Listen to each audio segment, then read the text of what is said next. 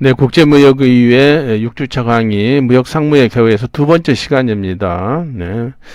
지난 시간에는 무역상무의 그 일반론에 대해서 공부를 했었는데요. 이 시간에는 무역거래의 절차에 대해서 실무적인 부분을 강의하도록 하겠습니다.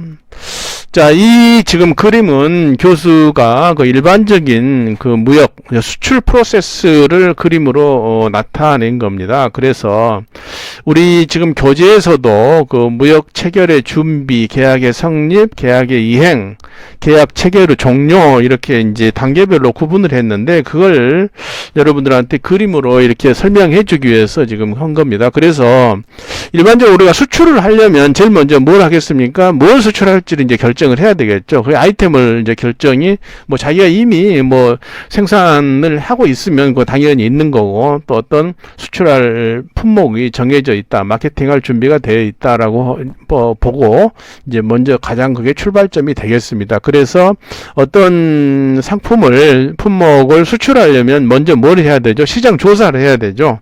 왜냐면 이제 자기가 전혀 뭐 이미 바이어들이 있다면은 뭐 계속 하면 되지만 새로 바이어를 찾아서 어떤 나라에 내가 미국에 뭐 수출하겠다라고 하면은 먼저 그 상품이 자기가 수출하려는 수출품이 그 시장에서 이게 팔릴 것인가 또 누구에게 팔 것인가 어떤 경로로 팔 것인가 얼마에 팔 것인가 이런 것들을 이제 알아보기 위해서 시장 조사를 하는데 해외 시장을 조사하는 거와 국내 시장을 조사하는 거로 두 개로 나눠질 수가 있죠.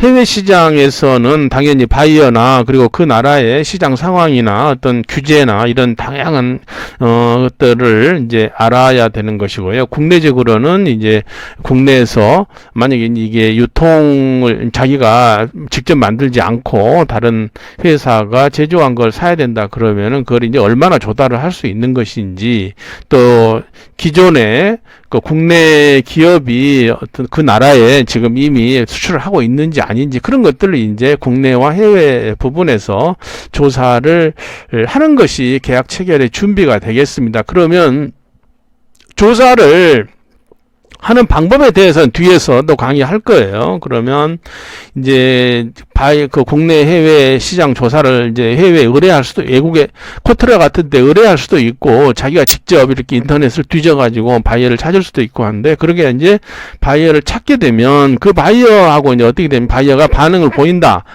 뭐 그러면은 그때부터 이제 어떤 조건으로 그 물건을 이제 자기의 수출품을 판매할 수출을 할 것인지에 대해서 협상을 하게 되죠. 얼마에 하고, 뭐, 그러면 바이어가 깎아주라, 뭐, 이렇게 막 하겠죠. 언제까지 할 거냐, 얼마나 뭐 할 거냐, 뭐, 이런 것들을 이제, 협상을 하는 단계가 이제 계약에, 그래서 거기서 협상이 끝나면 이제 수출 계약을 체결하게 되죠. 그것이 이제 계약 성립의 단계라고 하겠습니다. 그래서 사실은 수출의 절차가 이게 기나긴 절차가 있지만은 사실은 계약 체결 준비 단계가 어떻게 보면 단계와 계약이 성립되기 전 그런 거래선을 발굴해서 협상하는 단계가 가장 핵심이라고 볼 수도 있습니다. 왜냐하면 바이어가 일단 결정이 되고 계약이 돼버리면 그 다음 문제는 실무적인 절차이기 때문에 그렇게 어려운 일은 아니죠. 그런데 이제 바이어를 찾는 것이 그렇게 녹록지가 않죠.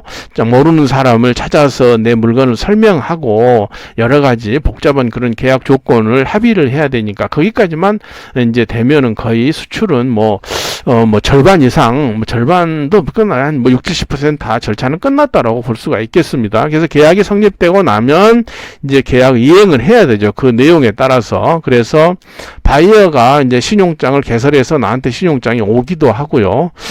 그리고 뭐 수출 승인 그랬는데 과거 같으면 그 승인을 받았어요. 그런데 이제 지금은 뭐 꼭 필요한 어떤 나라들은 수출 승인을 받을 수도 있어요. 원자재 같은 거, 지하자원 이런 걸 수출하는 나라들은 승인을 받는데 우리 대한민국 같은 경우는 수출 승인을 받는 수출 품목은 뭐 그렇게 많지 않죠. 이제 뭐 전략 물자 이런 거라든지 하는 거 외에는 특별히 수출 승인을 사전에 받아야 될 건 없을 것 같습니다. 그러니까 승인이 나고 나면 이제 원자재를 조달해서 물건을 만들어야죠. 그래가지고 그때 이제 그 원자재를 조달하려면 수입 절차를 거쳐야 되죠.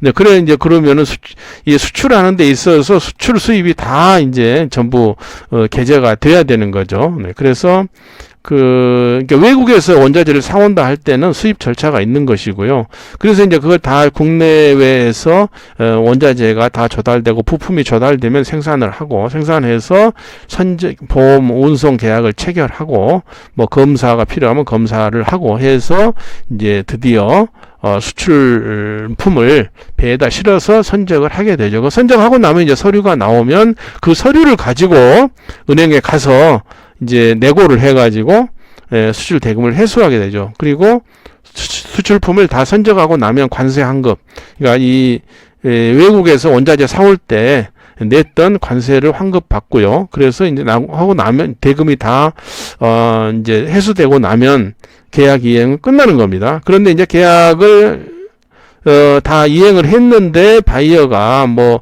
클레임을 건다든지 이러저런 요구를 하고 할 때는 이제 뭐 우리가 대처를 뭐 해야 되잖아요. 그게 이제 계약을 종료 뭐 이렇게 생각해 볼 수 있습니다. 그래서 우리가 수출을 하는 데 있어서는 이런 이제 그 절차에 의해서 이루어지는데 지금 우리가 공부할 사항은 바로 그 단계별로 부분 이렇게 잘라서 이제 앞으로 공부를 하게 될 것입니다. 먼저 그 수출 절차를 간략하게 한번 보죠. 간략하게. 수출은 이제 앞에서 계약 체결한다고 그랬죠. 그리고 신용장을 수령하고 수출 허가 또는 승인을 받는다. 그러니까 이제 아까 얘기했듯이 전략물자나 이런 어떤 그 꼭 이 승인을 받아야 되는 경우에 이제 수출 허가를 득해야 되죠. 그리고 무역금융, 그러니까 우리가 LC를 받으면 그걸 가지고 또 이제 우리가 대출을 일으킬 수도 있고 여러 가지로 이제 그리고 또 우리가 물건을 구매해야 되는 그거에 그 신용장을 내국 신용장을 발급해 줄 수도 있고 뭐 이런 거죠. 그래서 무역금융을 이용을 해서 상품을 구매하거나 아니면 생산을 해서 드디어 이제 운송과 보험 계약을 체결해서 선적을 하고 물건을 현지에 가면 이제 통관하도록 그렇게 해주는데 그 이제 선적을 이런 절차가 다 끝나면 뭘 하죠? 최종적으로 수출 신고 필증이 나옵니다. 수출 신고 필증. 그러면 그때 이제 선적을 할 수 있는 거예요. 그러니까 선적하고 난 직후에 뭐 나올 수도 있고 직전에 나올 수도 있는데 아무튼 뭐 정확히는 수출품이 배에 실리기 전에 다 모든 절차가 끝나서 그 신고 필증이 나오면 그때 이제 오케이 수출을 할 수 있는 거죠. 그러면 물품이 우리나라 관세선을 지나서 선적이 돼서 이제 그 바이어한테 가게 되고요. 그리고 이제 거기서 통관이 다 돼서 문제 없으면 좋은데 수입상의 어떤 그 분쟁을 제기하거나 뭐 아니면 가다가 어떤 뭐 배에 문제가 생긴다. 그러면 이제 어떤 분쟁이나 이런 것들이 생기게 되는데 그러면 이제 그걸 해결을 해야 되겠죠. 그렇게 해서 수출업은 이렇게 계략적으로 우리가 프로세스를 정리해 볼 수가 있겠습니다. 그래서 다시 한번 정리를 해보면 계약을 체결했다, 신용장 접수하고 수출 승인, 요건 확인, 이게 이제 뒤에서도 또 다시 얘기를 하겠습니다만은 수출을 하는 데 있어서 수입하는 데도 마찬가지지만은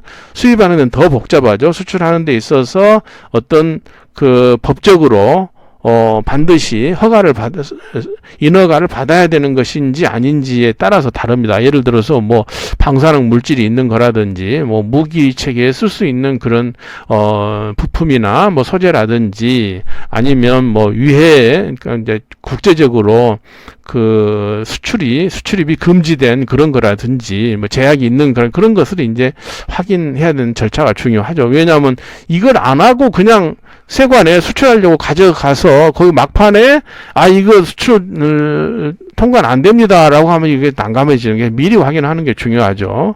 그래서 수출 물품 신용장 구매 확인서 이용해서 그 금융 이제 수출할 물품을 사거나 아니면 원자재를 조달해서 생산을 하는 그 단계가 되고요.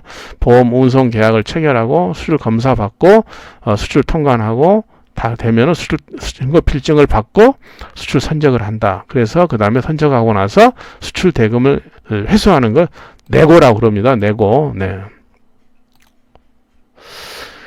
지금 다시 한번 또 좀 더 세부적으로 한번 보겠습니다. 우리가 수출을 하려면 제일 먼저 뭘 해야 되냐면, 이게 무역을 하려면 무역업 고유 번호를 우리가 받아야 돼요. 근데 과거에는 우리가 그 무역협회에다가 이제 그 뭘 했냐면, 그 무역업자 그 신고 또는 허가를 받았어요. 자꾸 무역업자로서 그 허가를 받고 이렇게 했었는데, 지금은 그런 허가제가 없어지고 아무나 사실은 고유번호를 받을 수가 있습니다. 일정한 요건만 있으면 다 뭐 인터넷에다 이렇게 입력만 하면은 그 무역 을 할 수 있는 그런 번호가 나오는 거예요. 그러니까 이 무역업 고유 번호라는 게 무역을 할 때, 전자무역을 할 때 쓰는 뭐 자기의 그 코드거든요. 무역업자 코드. 네, 그걸 이제 받아가지고 시장 조사하고 매매 계약 체결하고 신용장이 오면은 이제 수출 승인을 받고 수출품을 확보하고 원자재를 사거나 또는 완제품을 구입을 한다는 거죠.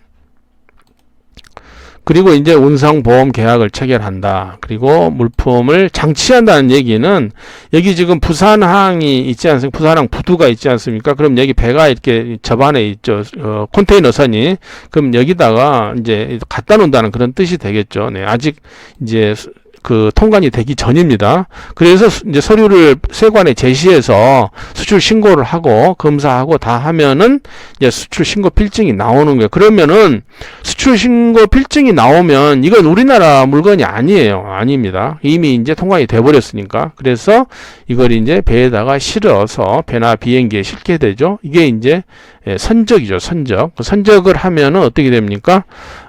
서류를 받죠. 선화증권을 발급할 수 있게 메이트 리시트. 네. 그래서 그 항해사가 그래 발급해 주는 거죠. 그래서 회사에서는 이제 선화증권을 발급하는데, 이 선화증권 이제 절차는 이렇게 되지만 실제는 누가 하느냐? 그 관세사나 그 물류회사가 이거 다 해줘요. 그냥 우리는 물건만 줘버리면. 네. 그래서 이걸 이제 BL을 받는 게 가장 이제 BL과 선적 서류를 최종적으로 갖추는 게 가장 핵심이죠. 이 선적을 하는 데 있어서요. 네.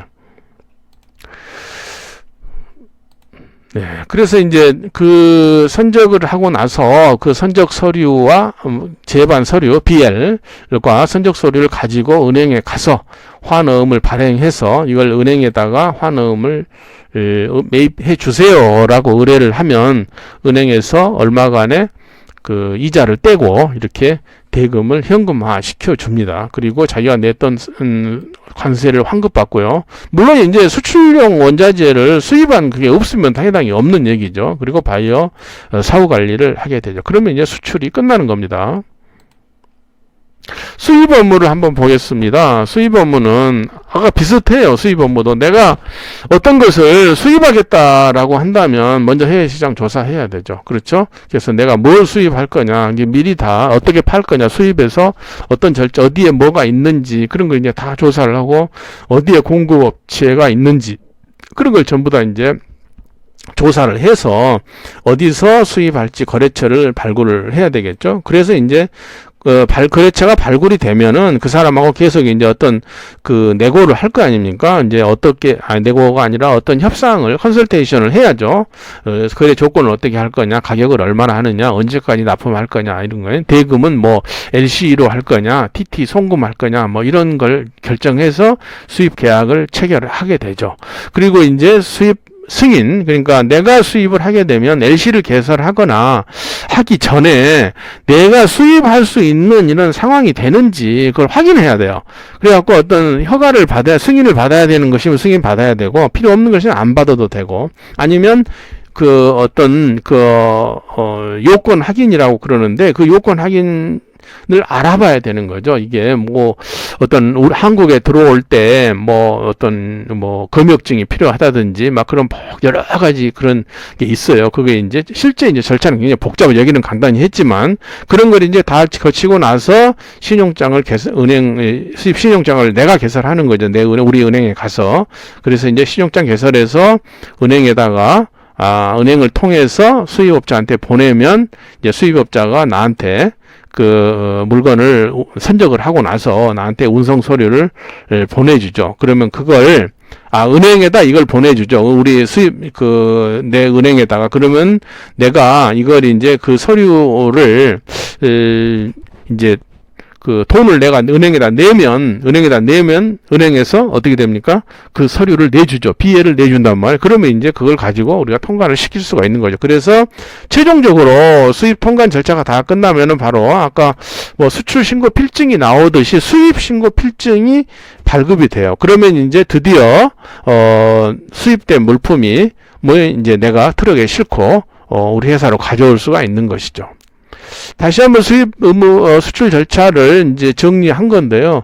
제일 먼저 그 계약 체결하기 전 단계로 이렇게 전 단계와 계약 체결 시점에 시장 조사와 계약을 체결하고 수입자와 수출자는 서로 이렇게 수출자는 신용장을 받는 거고 수입자는 발행을 하고 이렇게 해서 서로 수출 수입이 일어나서 결국은 나중에 수출자는 선적을 하고 나서 대금을 이렇게 회수하는 거고 수입자는 국내 영업을 통해서 자기가 투자한 돈을 이제 다시 회수를 하게 되는 절차를 거치게 됩니다. 여기까지 이렇게 간단히 절차를 살펴봤고요. 다음 시간에는 무역관리 제도에 대해서 공부하겠습니다.